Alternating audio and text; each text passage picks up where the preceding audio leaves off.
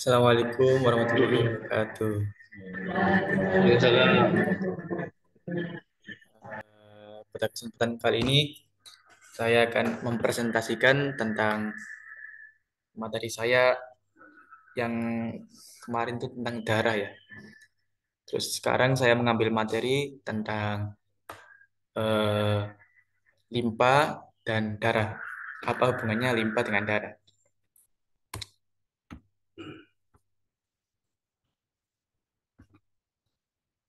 Yang pertama di sini nanti ada 5 contents. Yang pertama ada overview, yaitu apa ya, overview. Di sini nanti menjelaskan tentang keseluruhan dari keduanya tentang darah dan juga limpa. Kemudian yang kedua ada cara kerja, ini kerja. Dan ini berdasarkan cara kerja dan hubungan antara keduanya. Kemudian yang ketiga ada kerja yang selanjutnya yang kemudian setelah ya intinya yang setelah kedua lah. Kemudian yang keempat ada dietary habit dan lifestyle. Ini pola hidup juga pola makan. Ini nanti dijelaskan tentang bagaimana cara pola hidup yang baik untuk menjaga limpa dengan darah. Kemudian yang kelima ada summary, yaitu kesimpulan atau ringkasan. Di sini nanti saya akan menyimpulkan tentang seluruhnya. Kemudian yang pertama adalah eh, overview, keseluruhan dari limpa dan juga darah. Yang pertama adalah overview dari darah. Darah adalah item vital untuk tubuh kita karena dalamnya mengandung makanan bagi sel-sel tubuh kita.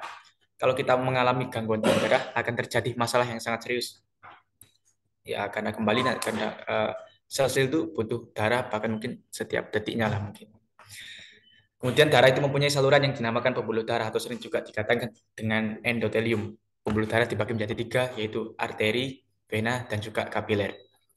Arteri biasanya dikenal dengan darah yang kaya akan oksigen, sedangkan vena dikenal dengan darah yang akan darah yang kaya akan karbon dioksida. Kemudian yang menjadi pertengahan atau menjadi pertukaran antara keduanya itu adalah pembuluh darah kapiler yang menyusup ke jaring-jaringan tubuh. Kemudian yang perlu digarisbawahi, darah itu mempunyai umur sekitar 120 hari sebelum dia itu difagositosis, sebelum dia itu mencapai ajalnya. Kemudian yang kedua adalah overview of the spleen, keseluruhan dari limpa. Spleen atau limpa adalah organ non vital yang sering dikaitkan dengan sistem limfatik karena dia termasuk pada secondary organs of lymphatic system atau juga organ sekunder dari sistem limfatik. Namun di sisi lain dia juga berperan pada metabolisme darah, khususnya red blood cell. Dia adalah berperan menjadi kuburan bagi darah. Dan di balik itu semua sebenarnya dia juga menjadi organ sekunder dari hematopoiesis atau pembentukan red blood cells. Dan bahkan dia menjadi organ primer ketika manusia itu pada masih janin. Dia pun juga sebagai tempat penyimpanan darah ketika anemia terjadi ataupun hipovolemia. Ketika sel darah itu kurang, maka sel darah merah itu disimpan di dalam limpa. Yang biasanya itu nanti mungkin terjadi splenomegali. Kemudian limpa itu mempunyai 2 item parenkim populer, yaitu pulpa putih yang dikaitkan dengan sistem limfatik, juga pulpa merah yang dikaitkan dengan penyaringan darah yang akan kita bahas pada slide ini. Pulpa merah terdiri dari 3 item, yaitu yang pertama tali bilrod, yang kedua sinusoid, yang ketiga adalah makrofag dan juga sel-sel inflamasi yang lain. Dan ada pun yang disaring oleh limpa adalah sel darah merah, trombosit, dan antigen. Dan mungkin juga puing-puing sel. Tali bilrod itu adalah terdiri dari fibroblas, sat retikular, dan makrofag dan sel-sel inflamasi lain yang menunggu di sana lah. Sebagai apa namanya, malaikat malaikat maut. Kemudian juga ada sinusoid. Ini adalah endotelium discontinue yang mempunyai bentuk dan karakter yang unik. Kemudian yang ketiga adalah makrofag tadi. Adapun makrofag dan kawan-kawan yaitu sel-sel inflamasi seperti monosit dan kawan-kawannya lah, sel dendritik. Dia berpenghuni di tali berot menunggu dan siap memangsa mangsanya. Tahu kamu kalau sebenarnya limpa atau spleen itu bukan organ vital. Jadi meskipun limpa itu diambil, itu manusia tetap hidup seperti kayak organnya, seperti kayak itu, seperti kayak contohnya kayak ginjal kan punya dua lah intinya. Nah, meskipun kalau diambil satu dia juga masih hidup. Begitu juga limpa, meskipun limpa ini diambil juga masih hidup karena masih ada organ-organ pengganti yang bisa apa namanya yang bisa menggantikan perannya kayak uh, timus itu sebagai untuk timus sebagai sistem limfatik. Kalau untuk darahnya tadi adalah hati dan juga sumsum tulang belakang.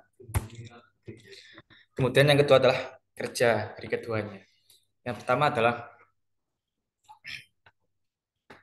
uh, cara kerja dari talil berod. Filtrasi sel darah merah, trombosit dan antigen itu berawal dari arteri yang memasuki pulpa merah. Ketika sampai kepada talil berod, darah itu menjadi bebas atau tanpa saluran.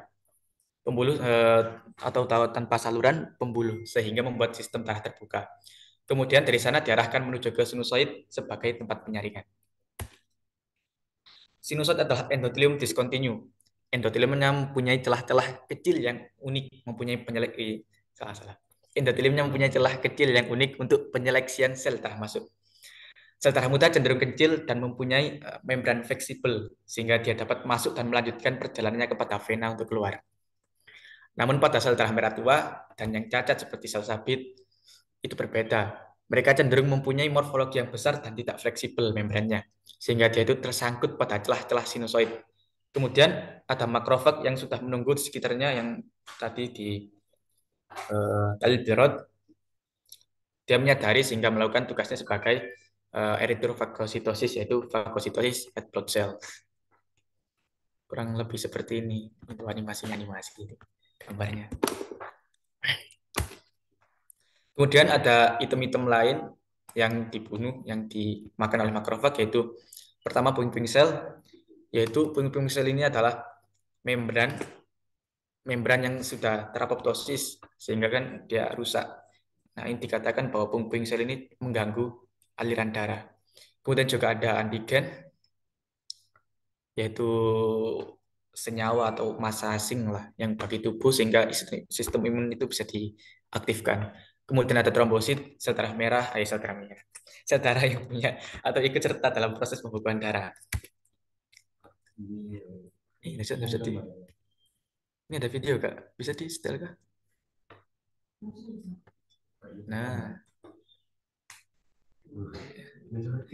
ini video penjelasan lebih dalamnya. Nah, bisa gasak-gasak mana suara ini?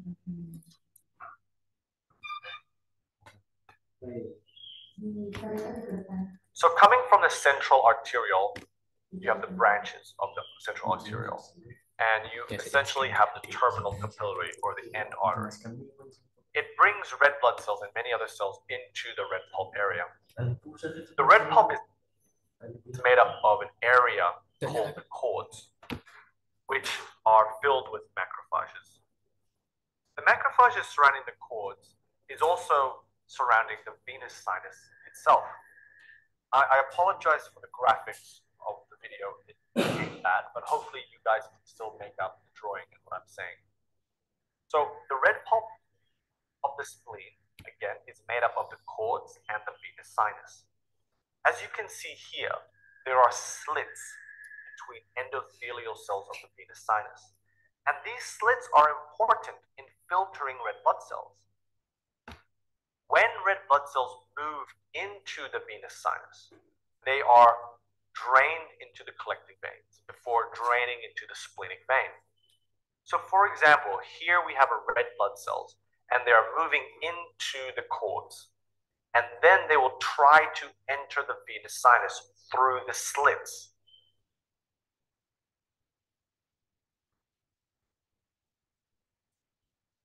Old, abnormal red blood cells are unable to pass through the slit effectively and thus are phagocytized by the surrounding macrophages. This is because the red blood cell is too slow or just unable to get through the slit because they have an abnormal shape, for example. And so this is the mechanism. Jadi seperti dari video ini, di sini kan yang pertama ini ada kapiler ya, kapiler. Jadi kapiler dengan ke vena itu tidak langsung nyambung. Dia itu mempunyai saluran terbuka. Jadi darah itu diluncurkan, yaitu darah itu diluncurkan ke ini apa namanya?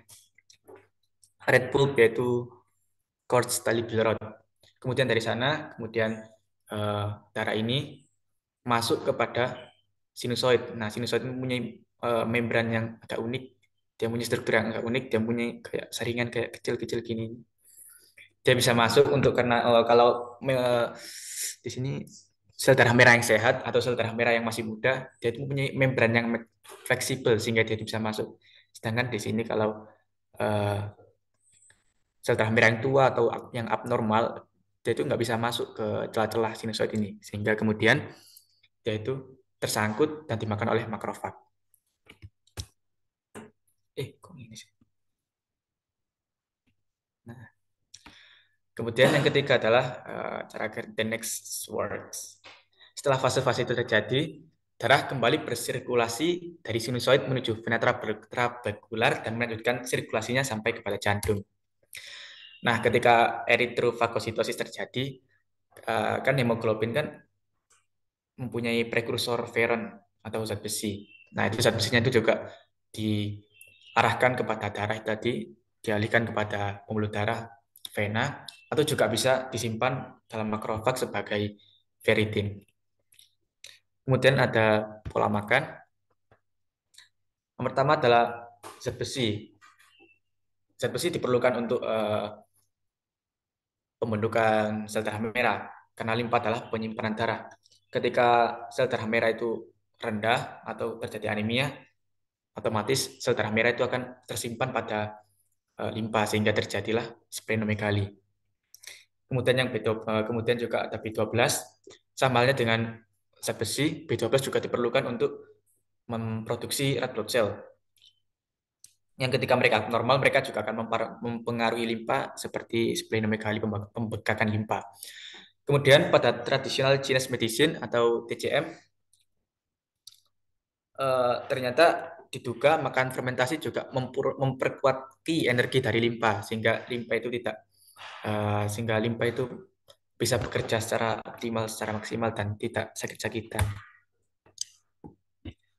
Kemudian diduga juga hati ini juga sangat berkaitan dengan limpa, sehingga kesehatan hati itu diperlukan pada limpa, sehingga mengurangi konsumsi alkohol dan lain-lain. Kayak kan alkohol juga terlalu banyak mengonsumsi alkohol bisa menyebabkan hati itu sirosis hati. Nah, sirosis hati ini diduga bisa menyebabkan splenomegali juga.